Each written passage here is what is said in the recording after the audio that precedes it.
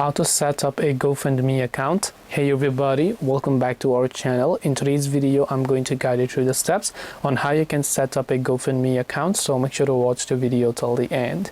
In order to basically set up a GoFundMe account, all you have to do is go to gofundme.com here, and then you're gonna see this type of interface. Now you can tap on start a GoFundMe option here, and when you tap on start your GoFundMe option, you should be able to see a couple of these details. So first of all, you have to select where will the funds go, so you have to select your respective country as well as the postcode over here, and then after you have done that, you can just tap on continue. So first of all, let me just go ahead and select my country, and then I will just go ahead and then also select my particular postcode over here.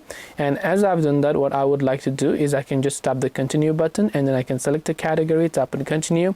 Then I can set up my email addresses, my accounts, and I can select for whom I'm raising it. Then I can tap on continue. Then after that, again I have to select my initial target, so I will just select, let's say, $10,000 US here.